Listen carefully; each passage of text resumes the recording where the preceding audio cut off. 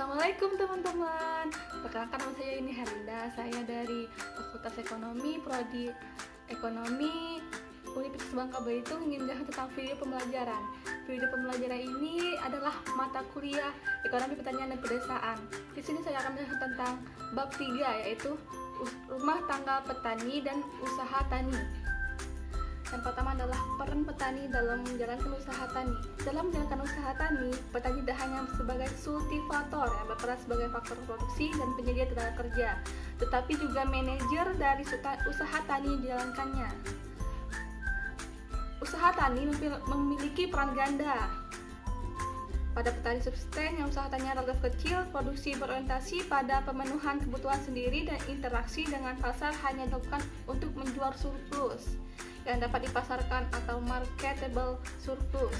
Namun, pada petani komersial, dengan skala usaha tani yang semakin luas dan sepenuhnya berinteraksi dengan pasar, peran ganda tersebut menjadi sulit dilakukan karena petani akan lebih memusatkan diri pada perannya sebagai manajer.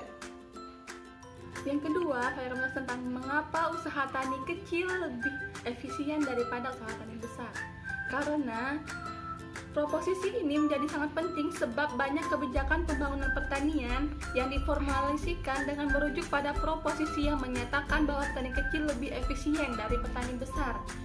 Implikasi kebijakan dari proposisi tersebut menyatakan bahwa pembangunan pertanian hendaknya lebih diarahkan pada usaha tani kecil sebab hal tersebut dapat memacu pertumbuhan ekonomi sekaligus pemerataan pendapatan petani. Saya akan menjelaskan tentang konsep harga sosial menjadi penting untuk menjelaskan inefisiensi pada petani besar. Sebab hal ini memberikan patokan yang lebih rasional bagi upaya perbandingan harga yang semestinya maupun dasar kajian mengenai inefisiensi pada petani besar. Harga sosial berkaitan dengan biaya oportunitas sumber daya yang digunakan. Kondisi perekonomian dengan sumber daya tenaga kerja yang melimpah di satu sisi dan sumber daya modal serta lahan yang terbatas, di sisi lain menyebabkan harga sosial tenaga kerja menurun, sementara harga sosial sumber daya lahan dan modal menjadi sangat tinggi. Pada pasar persaingan sempurna atau perfect competitive market, kondisi tersebut akan menyebabkan seluruh usaha tani dikelola dengan teknologi padat karya dan menggunakan lahan serta modal dengan jumlah yang lebih sedikit. Petani kecil menghadapi harga tenaga kerja yang lebih rendah dan tingkat upaya sosial dan harga lahan serta modal yang lebih tinggi daripada harga sosial. Adapun petani besar berhadapan dengan harga tenaga kerja yang relatif lebih tinggi daripada upah sosial serta harga faktor produksi modal dan lahan yang lebih rendah daripada nilai sosialnya.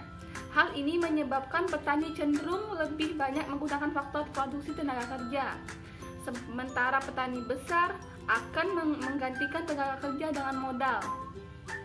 Penjelasan kondisi tersebut dapat dilihat pada grafik pada gambar 3.4. Penjelasannya yaitu pada gambar 3.4 diasumsikan bahwa baik petani kecil maupun petani besar memiliki kurva insokuan Q dan Q aksen yang sama, di mana kondisi petani kecil yang menghadapi harga tenaga kerja lebih rendah daripada tingkat upah sosial yang digambarkan oleh garis isokos S dengan S aksen. Sementara garis isokos petani besar yang menghadapi harga asumsi di atas, maka kombinasi menggunakan input optimal bagi petani kecil pada titik D, sementara petani besar pada titik F. Dengan demikian, efisiensi harga sosial akan terletak di antara dua kombinasi penggunaan input tersebut, yaitu pada titik E. Keempat, saya akan menjelaskan tentang perbedaan nilai faktor produksi antara petani kecil dan petani besar. Merupakan pada dasarnya bersumber dari ketidaksempurnaan pasar faktor produksi yang dihadapi oleh masing-masing pihak, sebagaimana diuraikan berikut ini. Yang pertama adalah lahan atau land. Nilai produksi bagi petani besar berbeda dengan petani kecil, yaitu yang pertama kita jelaskan tentang petani besar. Petani besar pada umumnya mewarisi lahan dari nenek moyangnya. Petani besar umumnya menganggap usaha tani bukan sebagai mata pencaharian utama, Meskipun pada lahan yang dimiliki petani mengusahakan berbagai cabang usaha tani seperti pangan, tanaman tahunan, atau usaha tani ternak. Yang kedua, untuk petani kecil. Petani ini juga mewarisi lahan pertanian dari orang tua mereka, tetapi pola pewarisan dengan membagi lahan secara merata justru menyebabkan pemilikan lahan pertanian lebih semakin kecil dari generasi ke generasi berikutnya. Yang kedua adalah modal atau capital. Untuk petani kecil relatif tidak memiliki akses terhadap lembaga perkreditan formal. Untuk petani besar relatif lebih mudah memperoleh lahan, bahkan dengan harga yang relatif lebih rendah dibandingkan dengan apa yang dapat diperoleh oleh petani kecil. Yang ketiga adalah tenaga kerja atau labor. Nah, untuk petani besar, bagi petani besar, tenaga kerja harus diperoleh dari pasar tenaga kerja dengan upah sebesar nilai produksi atau marginal.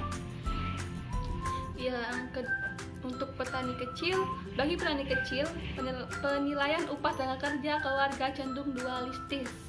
Petani kecil akan menggunakan faktor tenaga kerja tanpa memperhitungkan nilai produksi marginal yang dihasilkan. Seringkali menggunakan tenaga kerja dalam keluarga memiliki nilai produksi yang marginal, yang lebih rendah tingkat upah, atau bahkan telah mendekati nol. Sebaliknya, apabila tenaga kerja tersebut hendak memasuki pasar, maka tingkat upah yang diinginkan cenderung lebih besar dari nilai produksi marginal. Dikarenakan petani menambahkan faktor risiko, yaitu mencari pekerjaan dan meninggalkan lalu usaha taninya ke dalam tingkat upah yang diinginkan. Jika misalnya peluang untuk memperoleh pekerjaan sebesar P, di mana P lebih kecil dari 1, maka tingkat upah pasar yang diharapkan oleh tenaga kerja adalah sebesar P kali W, sama dengan P lebih kecil dari 1. Karena P kurang dari 1, maka W lebih besar dari MVP atau nilai produksi marginal.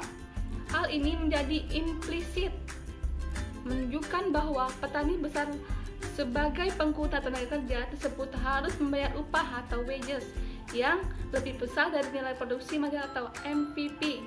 Harga yang relatif besar menggunakan lebih sedikit tenaga kerja per satuan luas lahan, atau dengan kata lain, petani besar adalah ketidakefisienan secara sosial. Selesai juga dari video pembelajaran saya. Terima kasih atas perhatiannya. Saya ucapkan terima kasih. Wabillahi taufiq wal hidayah. Wassalamualaikum warahmatullahi wabarakatuh.